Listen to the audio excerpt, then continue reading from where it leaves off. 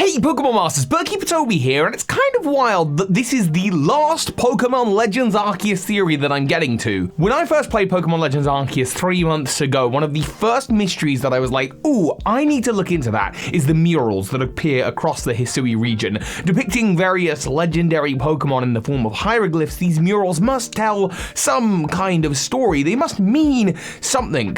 But what? Of all the mysteries that appear in the game, they are certainly the first one that I think most players notice. However, as a result of that, other theories distracted me, other mysteries caught my attention, and I've yet to cover the story of the murals. So much so that others have been looking into this, and I gotta give a huge shout out to Adept Charon and Kai Cyrus, who have been looking into this and who I think have deciphered exactly what the murals mean. They're not alone. They've been working with Professor Ramnus and Fruit and Ink Thinks over in the Fuji's Lab server. If you're interested in Pokemon theories, I will link to that Discord server below because it's a great place to discuss theories. And between them all, led primarily by Kai and Charon, they've cracked the code, and that's what I want to share with you today.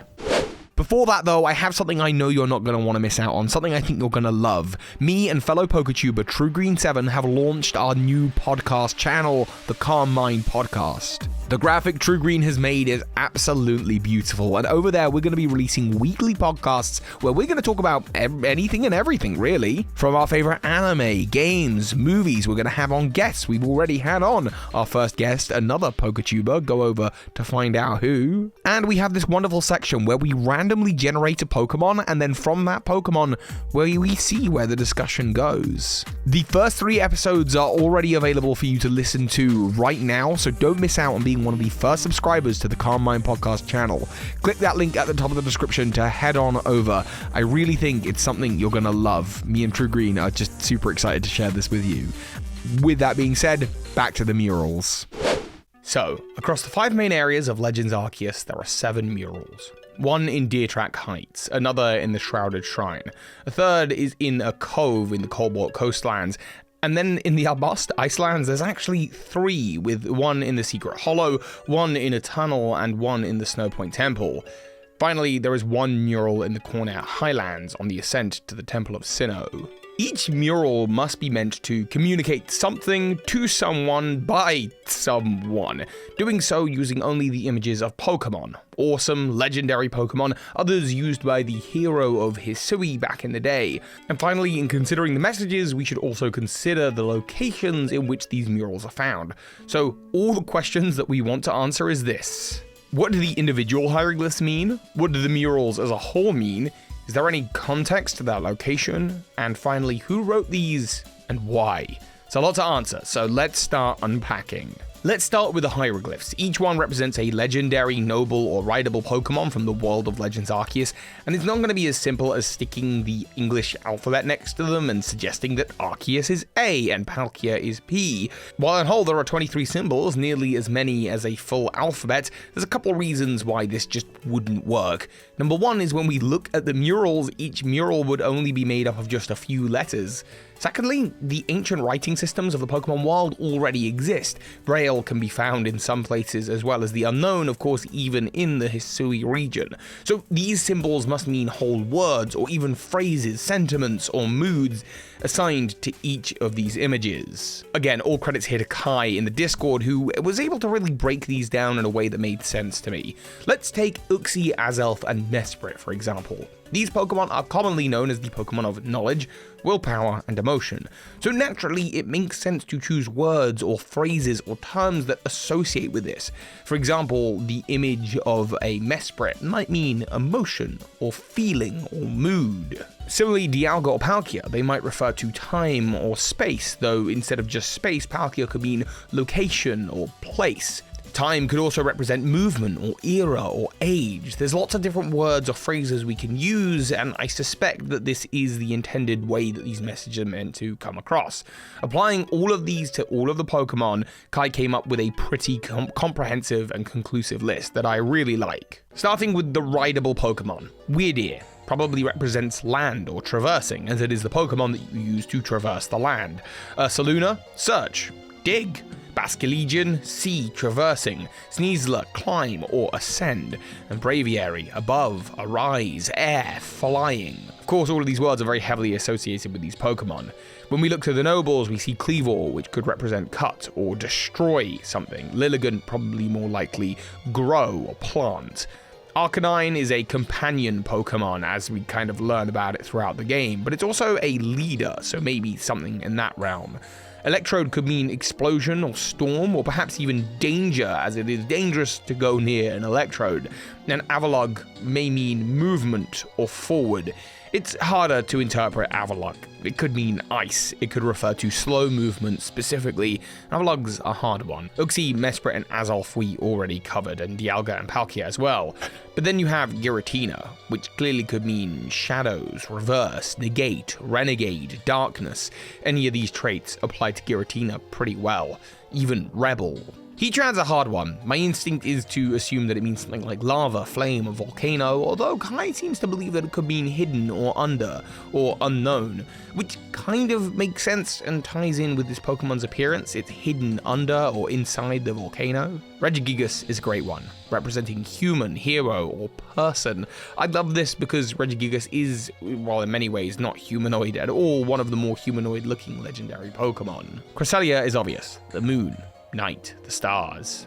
Manaphy could mean to travel, as that's a big part of its Pokedex entry, or traveling distance, but specifically by sea. It seems to be very interchangeable with Basculegion. Traversing water seems to be the general gist. Darkrai, of course, represents darkness and nightmares, and Kai specifies as in dark times, disturbance. Shaman, gratitude. It's the gratitude Pokemon, that just makes sense, but Flower may be an alternative here. And Arceus, of course, is God, the legendary Pokemon. It is the one above all others. So these are our symbols, and using them we can look to the 7 murals across the world of Legends Arceus and try to work out what stories they're trying to tell. So while I will pick up the pace with these, let's start with Deer Track Heights. So, looking at the top row of symbols, we have an Arceus, an Ursaluna, Basculegion, Azelf, and Regigigas. And these words all have specific meanings to them. Arceus is a god, Ursaluna, searcher. Basculegion travels across the world, and Azelf is brave or willful, and Regigigas is human. So, a god searches across the world for a brave human. There you go, that already makes a lot of sense. Shaman, Azelf, and Uxie all seem to be describing traits of this human: gratitude, knowledge, emotion. Kai interprets this as being a suggestion of a wise and honest heart. Then Ursaluna again suggests the urge to search, and then finally Basculegion across the world. Finally, we have Palkia and Electrode, which means space or danger. So a god searches across the world for a brave human with a wise and honest heart to discover a world plagued by danger, or perhaps a place of danger. A god searches across the world for a brave human with wise and honest heart to discover a world of danger. Even if it isn't 1000%, it's clear what the intention is here. This is an accurate story of the events of Legends Arceus. A god searches across the world and finds you, a hero who's going to save a world that is struggling with danger. If that is the case, then this mural on Deer Track Heights, the first one your player will encounter, is actually a prophetic vision of the player's arrival.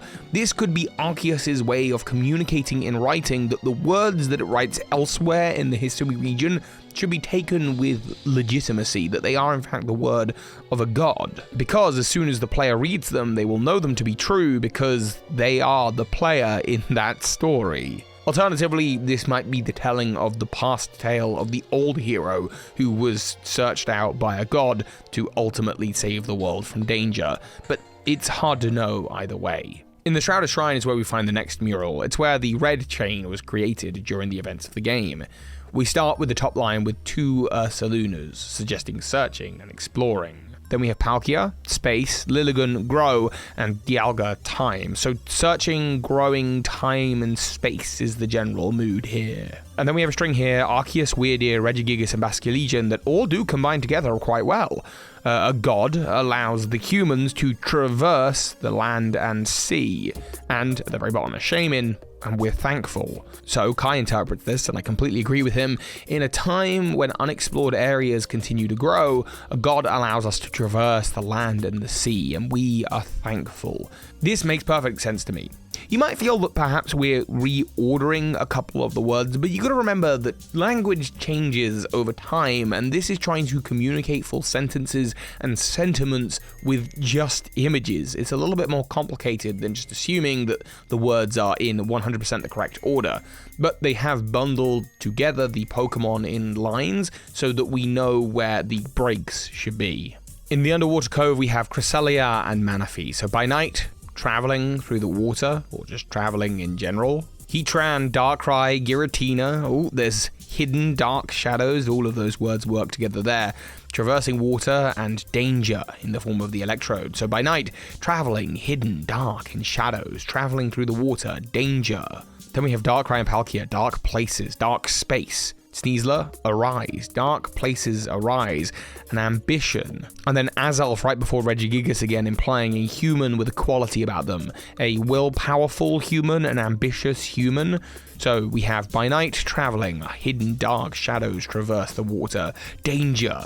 Dark places arise, ambitious humans arise, perhaps, traveling the land and the sea, as we see at the bottom here. This could be the telling of the coming of Volo, an ambitious human who's trying to rise through power, specifically using darkness and shadows. It's interesting to note that this is in the cove in the Cobalt Coastlands, which is very close to where the entrance to the Distortion World is, to where Giratina resides. It seems that Volo is going to come out this way, or an ambitious human is, and they bring with them danger. Kai interprets this a little bit differently though, as another prophetic vision.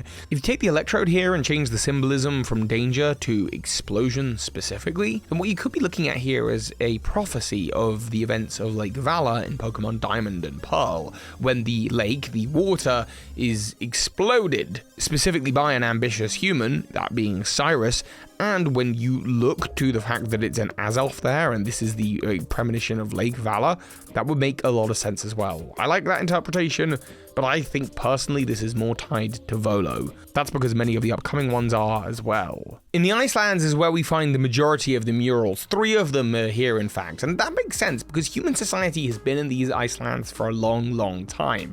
It's where the Pearl clan are settled, but there, above them even, we see the Regi Temple. People have been here before. In fact, it's in the Regi Temple that one of these murals are left, suggesting that the time that these murals are from date back to the creation of that temple. First though, we see one in a sort of hidden hollow. Actually, my apologies, this is not in the Alabasta Icelands at all. I thought it was in the secret hollow, but I was wrong. The correction is it's actually in the Moonview Arena.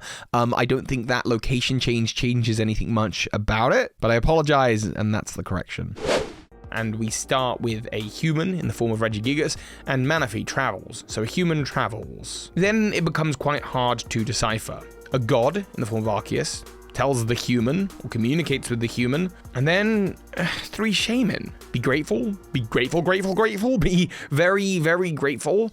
Or perhaps it's the symbolism of 3. Go past 3 things, offer things that you're grateful for 3 times. Perhaps this is a tie to the red chain or something. To offer up your gratitude thrice, or perhaps the god is going to offer to the human thrice something. But the bottom line is a lot more clear. Palkia, Kleavor, Manaphy, and Sneasler. A world that is torn or cut or destroyed.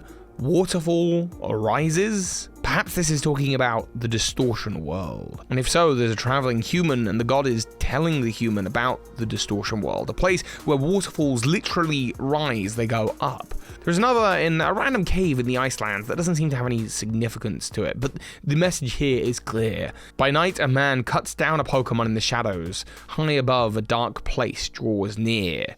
Once again, this to me is a clear premonition about Volo.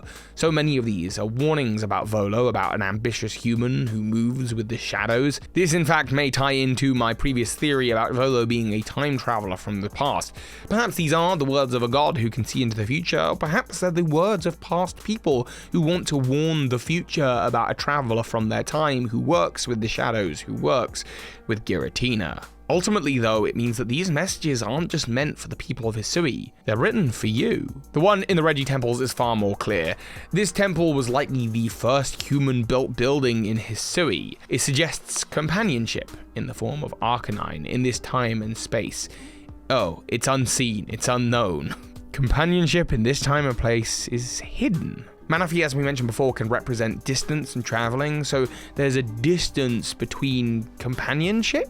There's a separation. The image of Arceus here, once again, could imply God, so companionship at this time or place is unknown or unseen, and distance separates God from us. Kai interprets this as a them, but I interpret this personally as the word God. There is a separation between us, the people, and God, which is an apt thing to have written in a temple, specifically a temple where you're seeing the Reggies, the representation of humanity in the forms of these murals. So, companionship between people and Pokemon? At this time and in this place, it's unknown, it's unseen, and that separates God from us. People and Pokemon are meant to work together. That's a common theme seen throughout Pokemon. The final mural we have to look at is at the summit of Mount Cornet, and this one is once again a warning of the events there during the events of Legends Arceus. We have Azelf next to Regigigas, so an ambitious human, travels to challenge, destroy, cut down a god. An ambitious human travels to cut down a god. And this is where I think the Volo time traveler theory is completely confirmed, because this line, it tells everything. We have the Weirdeer and Bastia Legion next to each other, which represents traveling across land and sea, but we also see the Dialga here, with Avalugg slowly moving through time, land, and sea. Dark times grow.